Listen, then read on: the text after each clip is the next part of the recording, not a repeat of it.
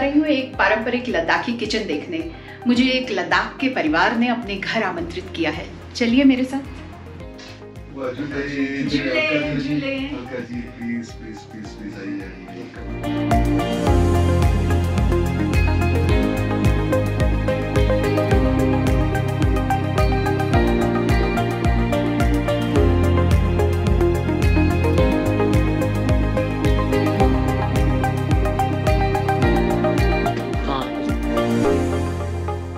लद्दाखी घर का केंद्र होती है उसकी रसोई, सबसे प्रमुख हिस्सा होती है। जैसे इंसान का हृदय होता है ना सबसे इम्पोर्टेंट, ऐसे ही लद्दाखी घर का किचन होती है।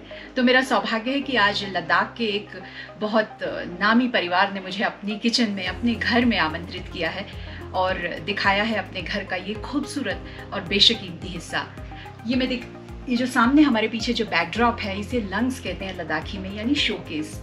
कहते हैं कि जिस घर में ये शोकेस जितना उम्दा होता है, जितना उसमें इस तरह के पुराने बर्तन होते हैं, उस घर की प्रॉस्पेरिटी की, उस घर की साख की निशानी होते हैं। तो मैं इस बारे में ज़्यादा ना बात करते हुए आज अपने जो होस्ट हैं, मेरे जो मेज़बान हैं, उनसे ही पूछती हूँ कि एक तो इस घर की क्या खासियत है, इस लंग्स की क्या खासियत है और लद्दाखी घर में इस परंपरा को किस तरह से उन्होंने इतने सालों से संजोया रखा है। जी, सबसे पहले तो मैं ये कहूँगा कि जैसे आपने फरमाया पहले कि एक लद्दाखी किचन के लिए सबसे ज़रूरी जो है वो एक लंग्स होता है। लंग्स का मतलब ही ये है कि इसी घर के अंदर पुराने, इससे पहले जैसे इससे पुराने जो लोग जो हैं उसी घर में, जैसे ये सामने जो चूल्हा है वो मिट्टी का हुआ करता था, तो उसी पे ही खाना बनाना, उसी पे सब कुछ होना, पानी गर्म करना वगैरह, और घर को भी उसी से ही गर्म करना। इसमें जैसे गोबर वगैरह यूज़ करते हैं, लकड़ कम यूज़ किया करता था उस दिनों। अब तो ये शोकेस बन गया है। कुछ सालों तक मेरी मम्मी इस चूल्हा को जलाती थी। तो ये हमने तकरीबन, मुझे जब तक याद है, हमने ये 1974 में ये चूल्हा यहाँ की जो ब्लैक स्मिथ वगैरह है उनसे करवाया था, उनसे बनवाया था। और बड़ी मुश्किल से कम इसको बनाते बनाते तो ऐसा लगता था कि 5, 6, 8 महीना तो लग ही जाएगा। वो करते करते करते साल, मुझे याद है साल लग गया था उसको बना के हमारे घर में फिट करने का।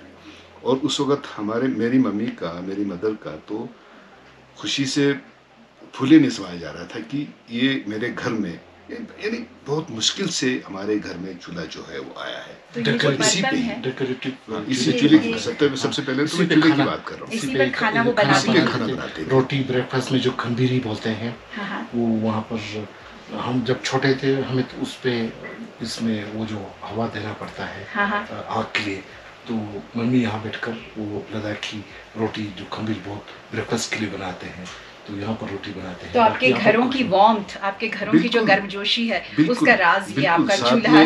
इसमें साथ में इसमें ओवन भी है, इसमें डस्ट को भी उठाया जाता है। यहाँ पे एशिश वगैरह यहाँ पे आके गिरता है, तो इसको उठा के फिर बाहर फेंका जाता है। तो ये जो बर्तन आपने रखे हैं, ये जो बर्तन रखे हैं, ये आपने ऐसा तो नहीं है कि रातों रात जमा कर लिए, ये पीढ़ी दर पीढ़ी इकट्ठा करते हैं आप? देखिए, तकरीबन जब से मुझे याद है, हम दोनों को याद है, 1970s के बाद ही, जब हम पुराने घर से अलग हो गए थे, हमारे अपने जो मेरे दादाजी के घर से जब अलग हो गए थे, तब जाके मेरे फादर और मम्मी ने फिर ये सामान एक एक चीज़, उन दिनों उनका आमदनी भी उतना नहीं था, है ना, पैसे भी उतना ज़्यादा आना जाना नहीं था। तो मेरे फादर जो है वो एम्प्लॉय थे, तो उनसे बचा के आके फिर इकट्ठे करके इसमें सजाना।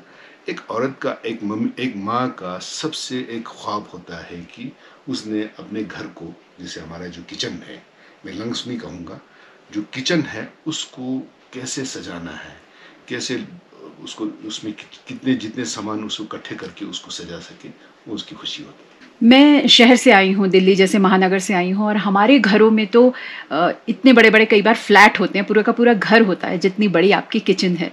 इसका क्या राज है, क्या वजह है कि आपकी लद्दाखी किचन इतनी बड़ी है? अलका जी, ऐसा है कि यहाँ पे लद्दाख में एक तो जैसे ठंड, और यहाँ का पॉपुलेशन कम है ना, आबादी उतना ज़्यादा नहीं है, खेत उतना ज़्यादा नहीं है, तो वो लोग जो है जॉइंट फैमिली में बैठना ज़्यादा पसंद करते हैं। जॉइंट फैमिली में जब बैठे तो किचन इससे भी बड़े होते हैं, ये तो नॉर्मल अभी मीडियम ही है।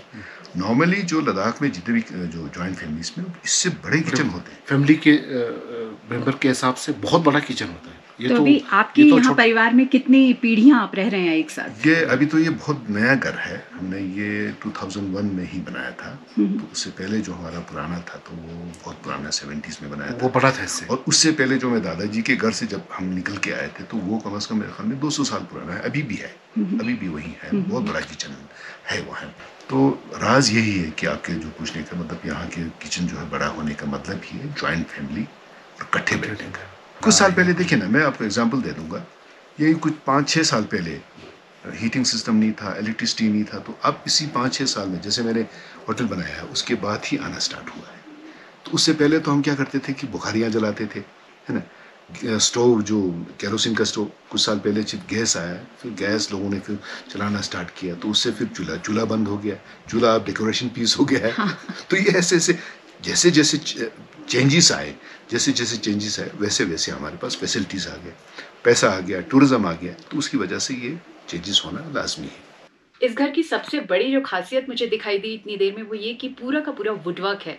अभी तक मुझे इसमें कंक्रीट और ईंट जैसी चीज़ें दिखाई नहीं दे रही हैं, और ये वुड भी बहुत खास है।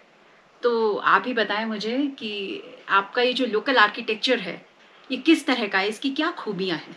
ऐसा है अलका जी, यहाँ पे मेन जो चीज़ जो है लद्दाखी जितने भी हैं वो अपना घर जो है बहुत सुंदर और बहुत खूबसूरत बनाने का हर एक के दिल में होता है, और साथ में यहीं का अपना जो मटेरियल खासकर जो है वो यूज़ करते हैं हम।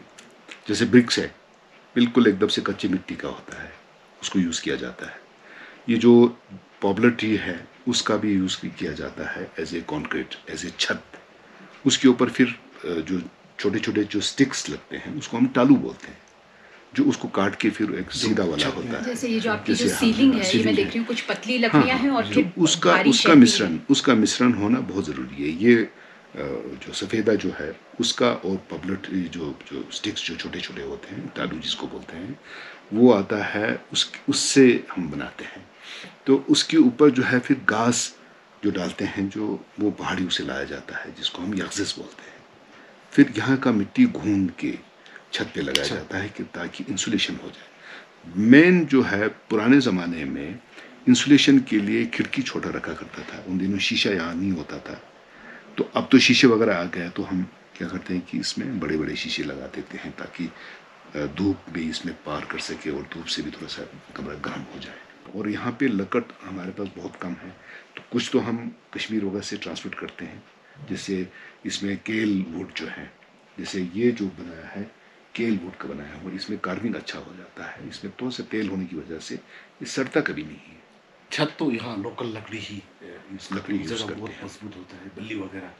सीमेंट का हम कहते हैं, सोचते हैं कि सीमेंट का हम कम से कम यूज़ करें। जैसे फर्श में भी हम लकड़ लगाए, ये परंपरा पहले से ही है। अभी पैलेस में भी देखिए या बहुत पुराने घरों में जाके देखेंगे तो जो किचन का ख़ास जो है जो फर्श जो है वो लकड़ का डाला होता है, क्योंकि ठंड से बचाने के लिए। बच्चे जो है वो नंगे पाँव दौड़ते हैं, तो उससे ठंड से बचाने के लिए हम लकड़ का यूज़ करते हैं। इतना बढ़िया ट्रेडिशनल विजडम है। ट्रेडिशनल तो इतना ज़्यादा है कि कुछ चीज़ें जो हैं, जैसे ये लंग्स पूरा बनाए, तो हमारे अपने जो पुराने जो कारपेंटर हैं एक कील लगाए बगैर लकड़ से ही पूरा कंप्लीट कर देता है। माशाल्लाह, आपने अपने घर को इतनी खूबसूरती से सजाया और इसमें इतनी आधुनिक सुविधाओं और परंपराओं का बड़ा ही खूबसूरत मेल कराया है आपने। कंस्ट्रक्शन में मतलब कोई सीमेंट का ज्यादा, मतलब उस वक्त तो कंक्रीट स्ट्रक्चर होता नहीं था, तो सारा काम जो है यहाँ का पत्थर, मिट्टी, मतलब मड, उससे ही पूरा बनाते हैं सीमेंट का। अब इसमें जैसे यहाँ पे 3 मंजिला, ग्राउंड, फर्स्ट एंड सेकंड, वो बनाते हैं। तो ग्राउंड फ्लोर जो है वो पत्थर का, जो कम से कम 2 फीट चौड़ाई होता है, उसका बनाया जाता है। उसके ऊपर जो है फिर कच्चे ईंट का, वो कम से कम कोई 1.5 फीट का हुआ करता था। फिर उसके ऊपर चढ़ाते हैं तो 1 फीट का, यानी कि लाइट करते जाते हैं, 2 फीट, 1.5 फीट और 1 फीट, वो करते जाना है ताकि स्ट्रेंथ उठा लें। और बीच में क्या होता है कि मैंने भी इसमें कोशिश किया हुआ है, हर दीवार में एक लकड़ का हम यूज़ करते हैं जो अर्थक्वेक रेजिस्टेंस होता है। और आपकी जो तेज हवाएं चलती हैं जब स्प्रिंग के बाद कुछ महीनों में, मेरे ख्याल से उससे भी आपको सुरक्षा दिलाता है और ठंड से भी देना है, क्योंकि हमें इंसुलेशन का बहुत ख्याल रखना पड़ता है। यहाँ पे ये नहीं चलता है कि सीमेंट का बना उसमें घर में रहोगे तो वो एक चिलर रूम बनेगा, बहुत मोटा दीवार होता है, मोटा दीवार। वो मोटा दीवार करने से क्या होता है कि जो कमरे में जो गर्म है वो उड़ेगा नहीं, और वहाँ का जो ठंड, बाहर का जो ठंड है वो आने नहीं देगा। तो आपने इतनी सारी जो मुझे जानकारी दी, और उससे भी बढ़िया जो आपने मुझे आज अपने इस घर के राज बताए और लद्दाखी परंपराओं से मुझे परिचित कराया, उसके लिए मैं आपकी बहुत बहुत शुक्रगुजार हूँ। आभार आपका। जी।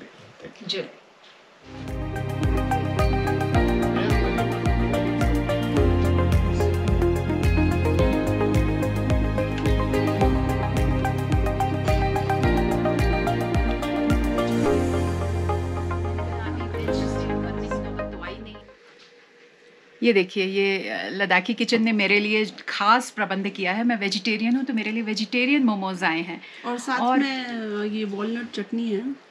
अरे वाह, अरे वाह। लेकिन देखो, कोई कंफ्यूजन ना हो, ये नॉन वेज मोमोज है, इनका डिज़ाइन फ़र्क है और मेरे इसका डिज़ाइन फ़र्क है, कहीं कोई कंफ्यूजन नहीं है। तो आप वेजिटेरियन है तो लद्दाख में सर्दी में भी बिल्कुल बेधड़क चले आइए, पूरा इंतजाम में, भूखे मरने की नौबत नहीं आएगी। नहीं, खाने वाला के लिए भी तसल्ली है ना। मैं वेज अलग डिजाइन है, तसल्ली बहुत जरूरी है, तसल्ली, इधर की तसल्ली जरूरी है। लद्दाख में हूँ और लद्दाखी परंपराओं में बिल्कुल रच बस गई हूँ। ये नसरीन है मेरे साथ। नसरीन ने आज मुझे लेह में अपने घर पे न्योता दिया है और बिल्कुल अपने पारंपरिक परिधान में सजाया है।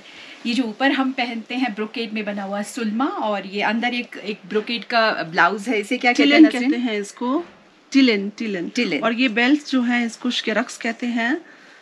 ये जो ज्वेलरी है इसको कांगटुक कहते हैं, जिनके ये 3-4 ये छोटे छोटे जो पेंडेंट्स है, लॉकेट्स हैं, ये कांगटुक है। ये रेड कोरल लगा हुआ है, ये रियल स्टोन है, रियल प्रेशियस स्टोन है।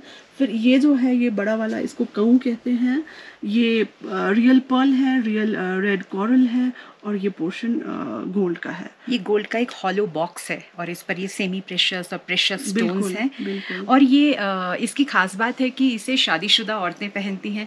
अक्सर माएँ अपनी बेटियों के लिए इसे बना कर रखती हैं, ससुराल वाले भी देते हैं। जैसे हमारे उत्तर भारत में मंगलसूत्र होता है, ऐसे लद्दाख में ये कऊ कहलाता है। आपने कमर में कुछ बांध रखा है, ये क्या है? ये दोचा है, ये सिल्वर का होता है। ये सेमी प्रेशियस स्टोन्स हैं। ये कमरबंद है जो हम शादियों में पहनते हैं, पार्टीज में, ओकेजन्स में पहनते हैं। तो जब आप चलते हैं तो बड़ी अच्छी आवाज़ आती है खनखन की।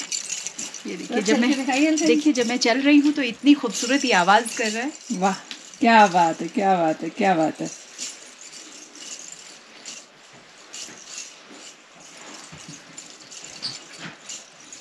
Beautiful, beautiful.